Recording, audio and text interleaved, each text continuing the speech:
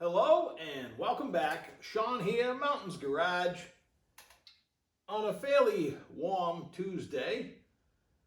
It's mid-July 2026, and I'm sitting behind a Ford 9-inch rear end. Sunday afternoon, taking a break. I was on Marketplace, and 5 miles away from my house was two pitches of this early Ford 9-inch rear end. I knew it was early. I've been a student of the Ford 9-inch for quite a while. Most of the reference material I ever saw online, with AI taking over, it's hard to find the places you want to go with the accurate information. AI is just somebody's wrong guess. That's not what we're here for. So, looking at the picture, there was a picture of the front and a picture of the back. And the description said they thought it was a 9-inch Ford. It's missing one axle and one backing plate. But from my eye and the knowledge that I carry around with me, useless knowledge, it's a round back housing with two dimples.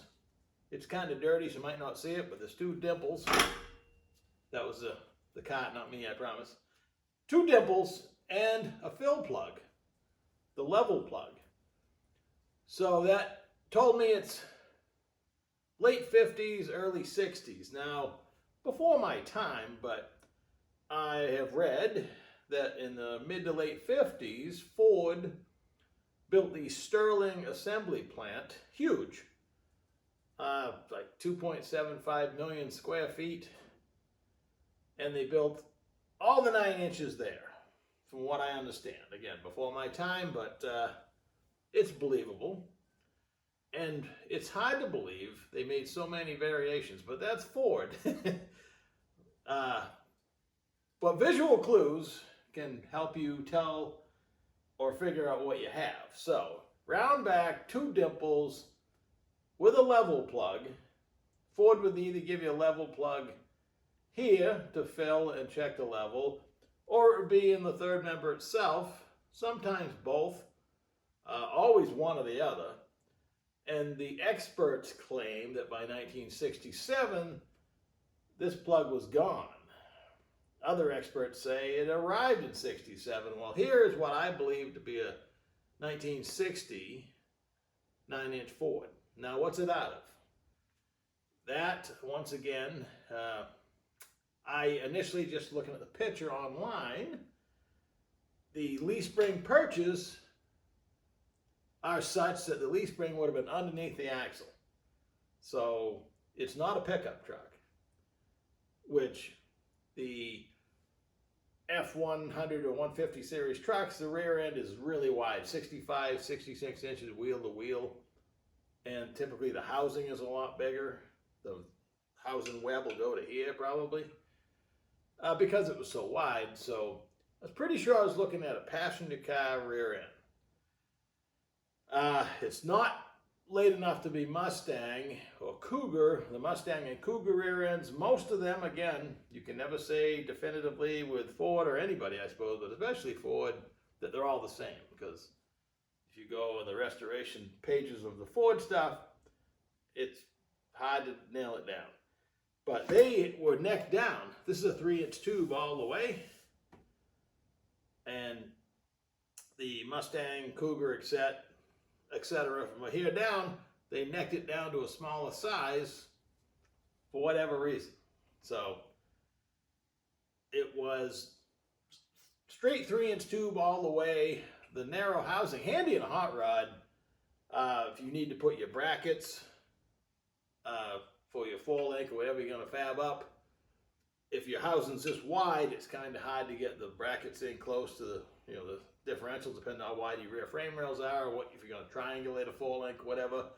In hot rods, these are kind of handy. Without a lot of reinforcement, they're not great for, drag racing with a lot of power. You probably want the big housing and a back brace, etc. These can be made to live, but we'll look at the one on my Race 55. before we're done, because that is a small housing. But,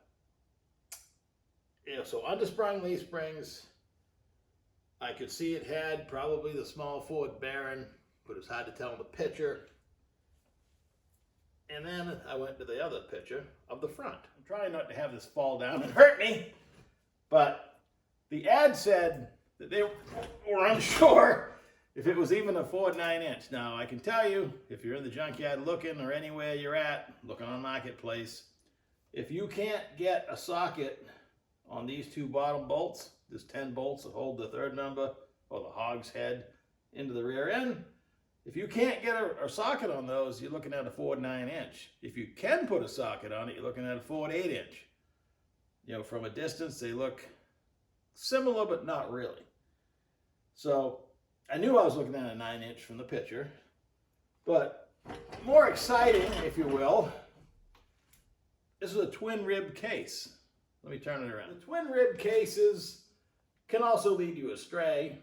The early ones, when you pull it out, they're marked WAR, or the war cases, or the WAB cases, WAB. The difference being, it's gonna kill me. It's gonna break my knee probably. I could put usually I put clamp vice grips on it to hold it, but we're gonna risk it. The WAB, I believe, is a 2.89 Carrier Baron, and the War is a 3.06. I have one on my bench over there. And the nodular ones, there's 4 styles total. 3 of the nodular iron, which are later in the 60s, well, 60s anyway, had the N cast in right here for nodular, and one of them didn't, but it was, you can identify it when you pull it out by the part number. There's no danger that this is one of those. I assume this is my second war case. I have one on the bench already. If you're building just a street rod rear axle, it's better than a single rib case, which is the most common you're gonna find. You can put a Daytona pinion support and etc. in it, and it's more visually appealing to the guy looking under it, if you know what you're looking at, and should be stronger. I could see in the picture that it still had the factory tag, the factory nuts, and it still has the factory copper washers holding the third member into the housing. I don't believe it's ever been apart. The gentleman I bought it from, this belonged to the barn that he has, belonged to his grandfather, and he said this thing's been in the barn for 30 or 40 years. So it won't turn. It's rusted solid.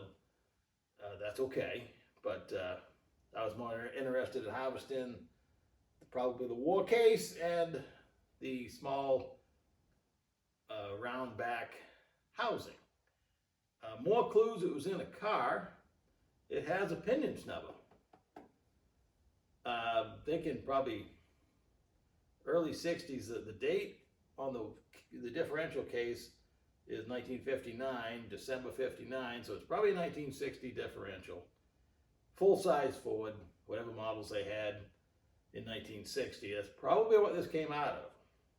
Now you think, with all the Ford experts, I could go by the center to center distance on the leaf springs, and I'm missing a backing plate and an axle, so I can't go wheel flange to wheel flange, which is what I prefer to do, but I was able to measure, I get my tape measure, go housing flange to housing flange, add 5 inches, which is the brake offset, 2.5 inches per side, maybe throw in about 0.200 for the two brake drums, and I'd come up with just a hair under 62-inch wheel to wheel, and that doesn't fall anywhere in any of the Ford rear end charts that I found. They're about 61.25 is pretty popular, then they go to 63.75.